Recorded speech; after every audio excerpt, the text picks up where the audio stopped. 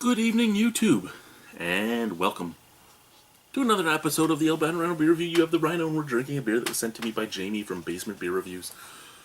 Thank you so much, Jamie, for this beer.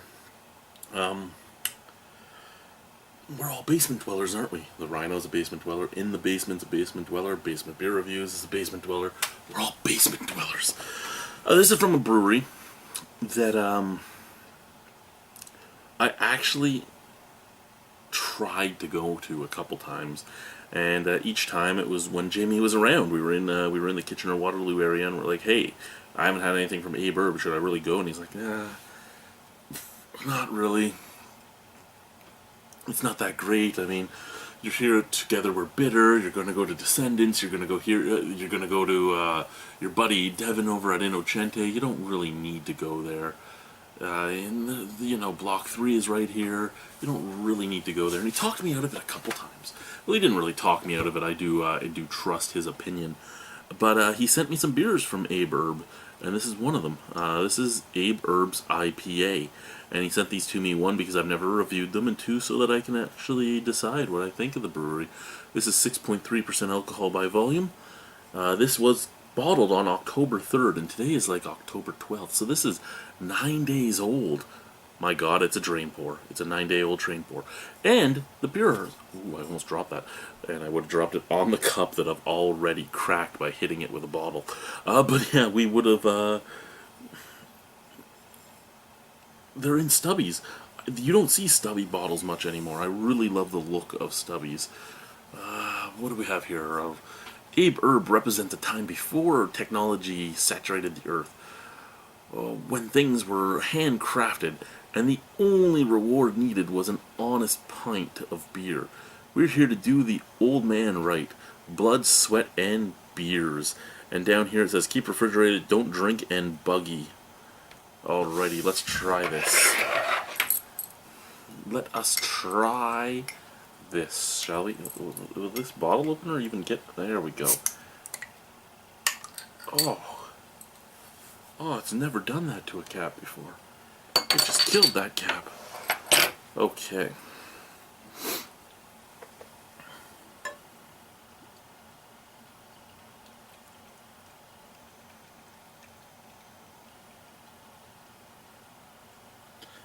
Well, I'm liking the look so far. Hoping maybe it'll get a little hazier as we get to the bottom. But I think it's going to basically be a filtered, pretty much clear IPA, which I'm okay with. I'm just speaking out of my own personal likes. I wish it would be just a little thicker, a little more unfiltered, shall we say. Where's the Abe Herb? There we go. Alrighty, so it does have a little bit of haze. I mean, right here is where I start seeing my hand. Actually, I can see it back here. But it does have that haze factor to it. So a little bit of haze, not much. Bright white head. Not really much snap, crackle, pop. Like, there's a little bit, but not much. There's the 0.33 mark. And this is a 355 milliliter beer, so about right, especially with head added as well. That's a nice looking beer, though. I mean, nice golden color. It looks pretty.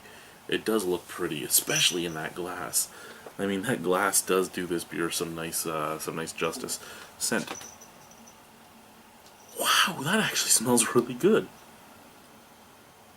I shouldn't say it, like, it's not like, wow, I didn't think it was going to smell good, but like, it really smells good. You can tell that it is a pretty damn fresh beer.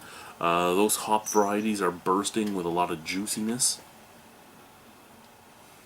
Mango, blood orange, passion fruit, bit of pineapple. Pineapple, passion fruit, blood orange, mango, and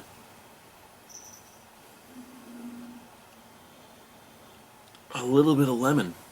All in all, that is a very juicy smelling beer. Let's try the beer. Cheers. Just want to make sure I don't drink from the cracks, because this is a glass that I have chipped. Right there is a chip, and right there is a chip. Okay, so right between the chips. Right between the chips.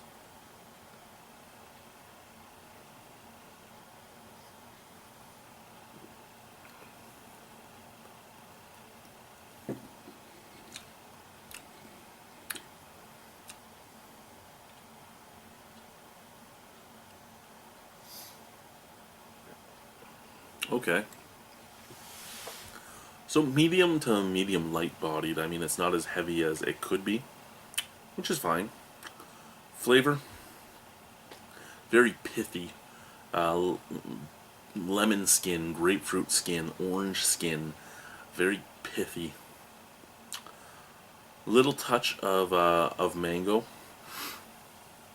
and then also a. I apologize. I apologize. This is where being like, say, Jordan St. John or Robin LeBlanc or Stephen Beaumont is better, because not only are all three of them better with words and both spoken and written, but because they're writing, you don't know they're really humans. You can't tell they're really a person. There's no farts in the middle of things, no belches, nothing like that. It's just words. No real people. No real people, guys. I know you're real people. I've met 2 of the 3 of you. I know you're real people, but you can't tell by reading. Just what I'm saying. A little bit of mango, a little bit of almost honeydew on there too. After everything's said and done, after everything's faded out, there's just this touch of honeydew, and that pithy, oily bitterness is still there. All in all, it's a solid IPA, and I mean, at best, it's a solid IPA. By the smell, I thought it was going to be a great IPA, but what I can say is it's a solid IPA. And at 6.3% alcohol, it doesn't feel like it's anything over a normal 5% alcohol beer. And I know that's only 1.3% alcohol. Yeah, it is only 1.3% alcohol, but when you're going up at these little increments, you start noticing things faster. It's not like once you have a 40% alcohol beer and a 40% alcohol whiskey and a 44% alcohol whiskey, or a 48 or 49% alcohol whiskey. Those, you're already in the burn factor, and I mean, here it's just, can you taste it? Is it hidden behind anything? And you can't taste it. It's not apparent. Excuse me. It burps okay though.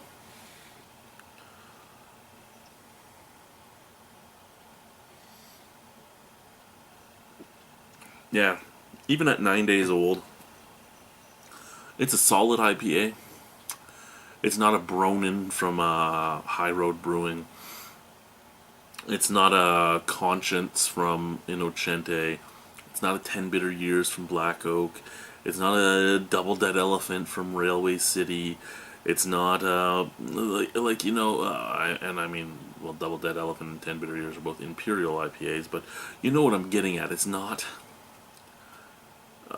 It's not something that jumps out, even in the Ontario market. It's not a Witch Shark or Crazy Cat Lady or Roman Candle from Bellwoods. It's not. Like, the list goes on. It's not any of those beers.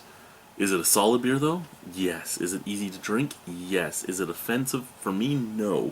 For some people, I'm sure it would be. But do I think that this is a beer I could share with some buddies and enjoy? Yeah, probably. And for that, I'll give it a 7 out of 10. It's not a bad beer at all. Thank you very much for watching. Have a wonderful evening. Au revoir. Au bientôt. See you soon. Bye-bye. I'm going to drink the rest of this as I watch episode 8, I believe, of The Strain Collaborators. Thank you, guys. Bye.